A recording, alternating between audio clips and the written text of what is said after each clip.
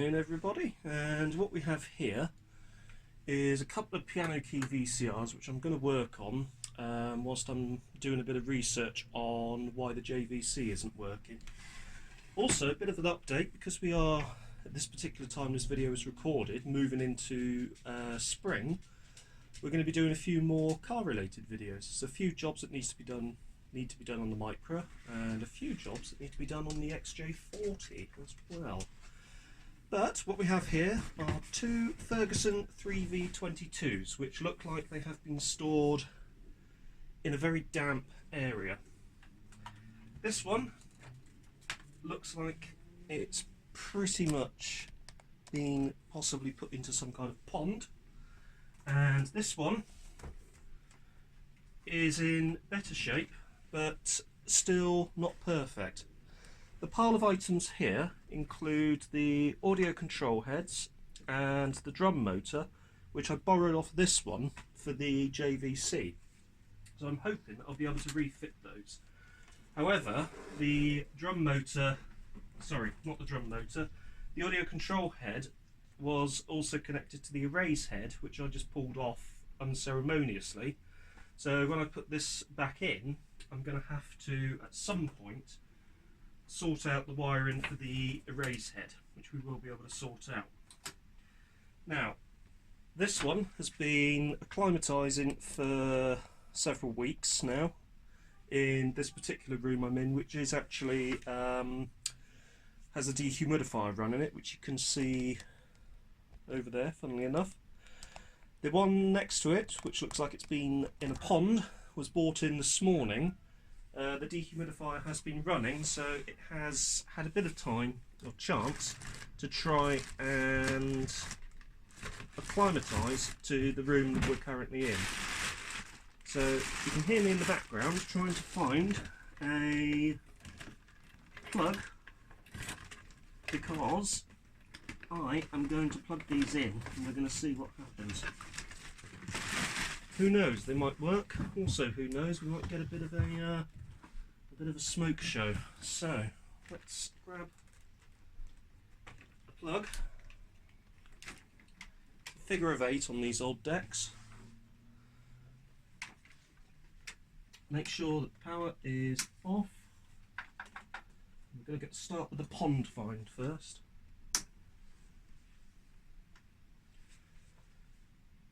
And that's come on.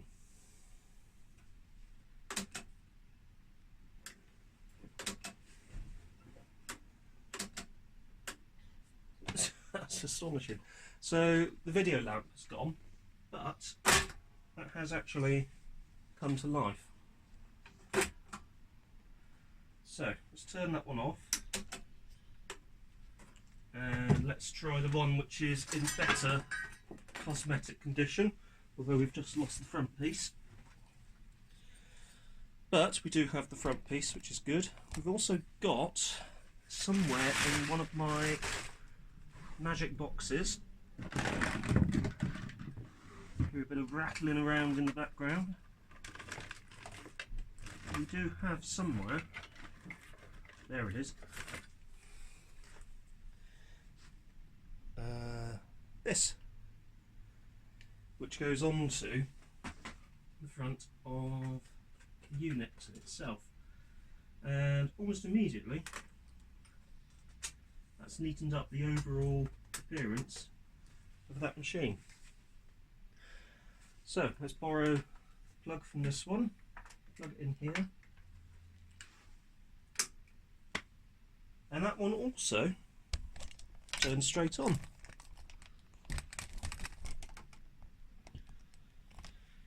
So, is the video lamp busted? I bet you it is. Oh my goodness, the video lamp is not busted. The video lamp is very much alive. Let's start with this one. And let's get this one taken apart, and let's fit the items I've borrowed from it back into it. Oh, and also the pinch roller as well. So, here we go. Seeing as we've been in these many times before, you will know exactly how to take one of these apart. And we start at the top with a couple of screws, which are here. So we've got two of these. So there's one and two, I think, which is there.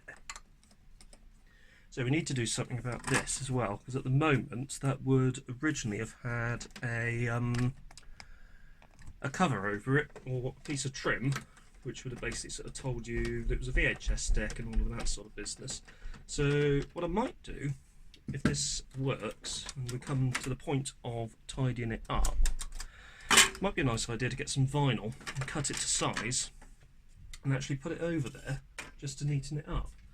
So let's have a look on the underside of this. That has, at some point, if we scroll up, been stored somewhere, possibly a barn, I'm not sure.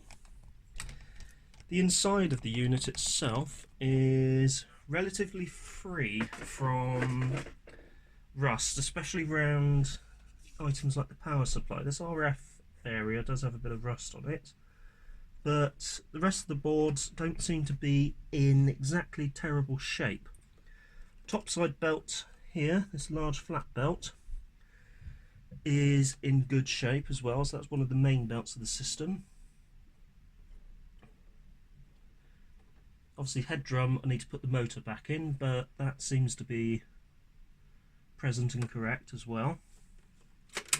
This is here, the bit of wire that I chopped off when I was chopping off the audio control head. So what I might need to do, and you can see that goes to a solder point, there's 2 points that it goes on to, is its double core wire. I need to work out how to sort that out, so I could probably strip that back, separate that into the 2 wires, so we've got the shield in and the actual signal wire, and work out how to get that sorted. I'm hoping that we don't need to do too much to it. Tour of the machine, we have this board here, which is the audio board, but also the Syscom board. This is the YB head amplifier, so the YB amp I think it's called, and we've got the pinch roller there, which I need to fit back on, which I can temporarily place back onto there like so. And we've got the audio control head mounts here, and the audio control heads will come back in kind of like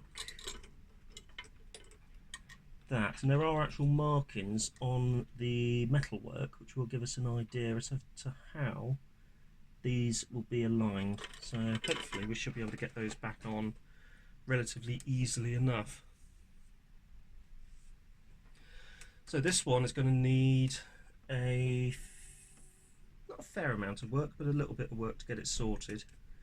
Now on the 3V16 you had at the back the Syscom board.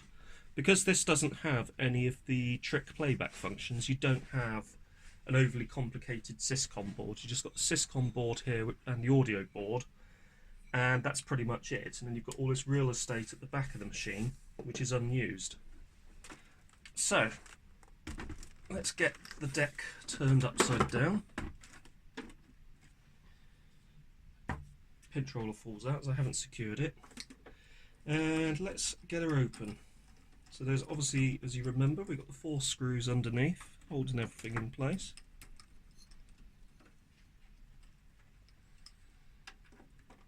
They come off fairly quickly. He says, taken a long time to do that one.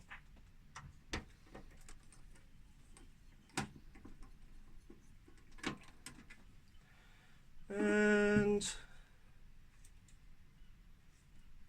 eventually it will do that, and off it comes. Now that actually looks pretty clean, there's no major issues in there, so hopefully we should be okay as far as that's concerned. Same sort of arrangement underneath here with this YB board, so this is colour luminance, chrominance, etc. Chrominance. We have this screw holding things in on this side, which I'll just tease out of the way, and hopefully the whole of the board should lift upwards, revealing the underside of the deck. So somebody's been in here before, apart from me obviously, and they have taken the belt which runs across all of these, and I'm going to sneeze. Excuse me. We got this motor here, which is, that's not a motor, sorry, that's the motor there which drives this, and the belt for that is on the top side. We're going to have a large belt that will run across this, which is the capstan, and there will be probably another belt going onto this and here. This is the head drum flywheel. Now, as you can see, this has probably actually shifted. Yes, it has. So that will be an immediate fault that will be generated. So you've got the two pickups there. You've got the pickup there, which looks like an audio head. If you go over there, it's like a standard audio cassette head. It's just there to basically pick up the magnetic signal coming off this for the head phasing. This will go back on to a flat point here, and that will drop down into there. So we will sort that out at some point, but for the moment we're going to leave that there. What we need to do, and you can see I've actually left the screws here, and this is a little trick. If you leave the screws in the point where you've removed an item from, it makes it a lot easier when you actually come back to replace them. So all I need to do is literally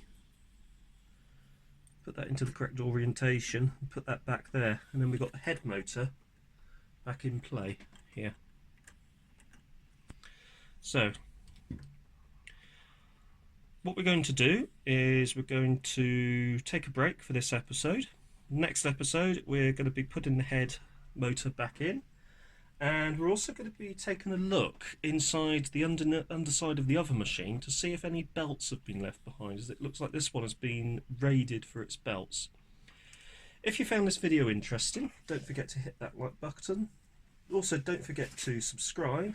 Don't forget to hit the notification bell and do everything else that popular YouTube people seem to tell you to do. Thanks for watching, and see you next time.